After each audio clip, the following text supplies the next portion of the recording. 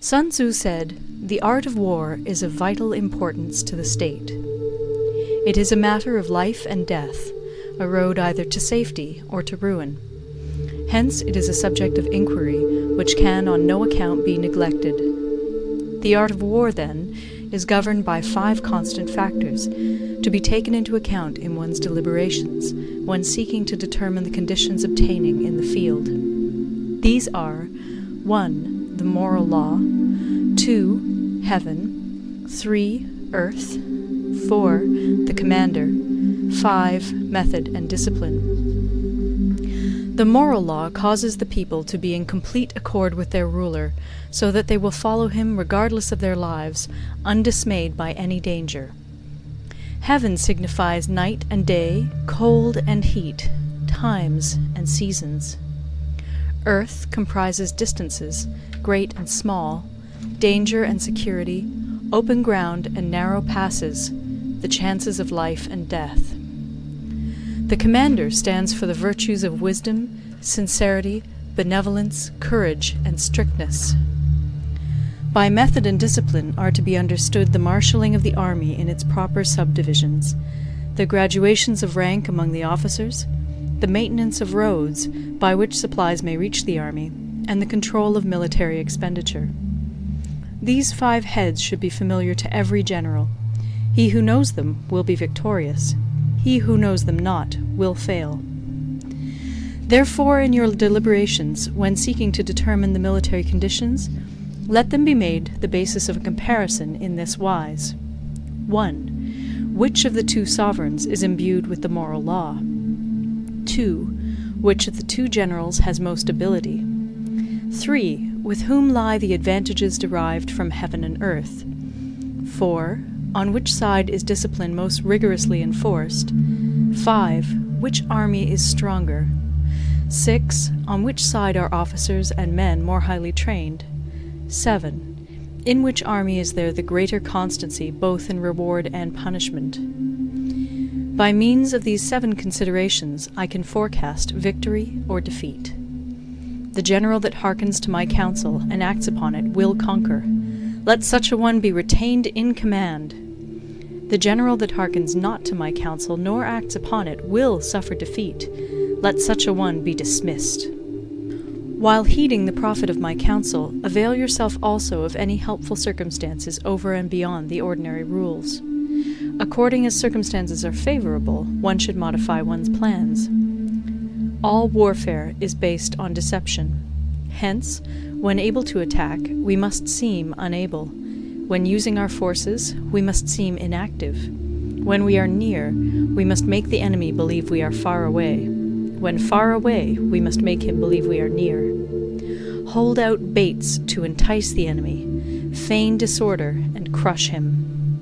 If he is secure at all points, be prepared for him. If he is in superior strength, evade him. If your opponent is of choleric temper, seek to irritate him. Pretend to be weak, that he may grow arrogant. If he is taking his ease, give him no rest. If his forces are united, separate them. Attack him where he is unprepared. Appear where you are not expected. These military devices, leading to victory, must not be divulged beforehand. Now the general who wins a battle makes many calculations in his temple ere the battle is fought. The general who loses a battle makes but few calculations beforehand. Thus do many calculations lead to victory, and few calculations to defeat. How much more no calculation at all? It is by attention to this point that I can foresee who is likely to win or lose. End of Part 1. Part 2. Waging War.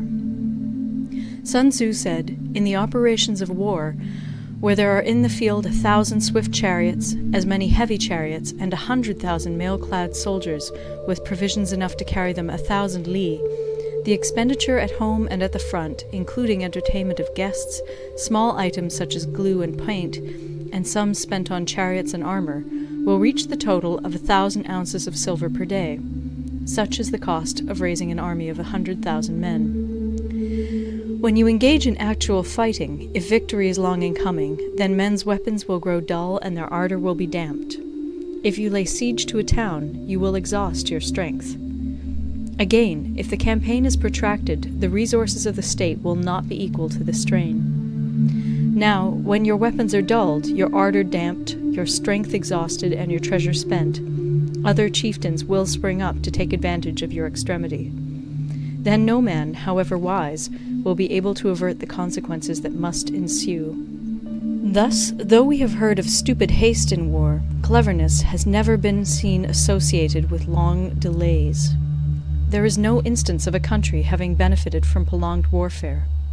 It is only one who is thoroughly acquainted with the evils of war that can thoroughly understand the profitable way of carrying it on. The skilful soldier does not raise a second levy. Neither are his supply wagons loaded more than twice. Bring war material with you from home, but forage on the enemy. Thus the army will have food enough for its needs. Poverty of the state exchequer causes an army to be maintained by contributions from a distance. Contributing to maintain an army at a distance causes the people to be impoverished. On the other hand, the proximity of an army causes prices to go up, and high prices cause the people's substance to be drained away. When their substance is drained away, the peasantry will be afflicted by heavy exactions. With this loss of substance and exhaustion of strength, the homes of the people will be stripped bare, and 3/10 of their income will be dissipated, while government expenses for broken chariots, worn-out horses, breastplates and helmets, bows and arrows, spears and shields, protective mantles, draft oxen, and heavy wagons will amount to 4/10 of its total revenue. Hence, a wise general makes a point of foraging on the enemy. 1 cartload of the enemy's provisions is equivalent to 20 of one's own, and likewise a single picul of his provender is equivalent to 20 from one's own store. Now, in order to kill the enemy, our men must be roused to anger. That there may be advantage from defeating the enemy, they must have their rewards. Therefore, in chariot fighting, when 10 or more chariots have been taken, those should be rewarded who took the first. Our own flags should be substituted for those of the enemy, and their chariots mingled and used in conjunction with ours. The captured soldiers should be kindly treated and kept.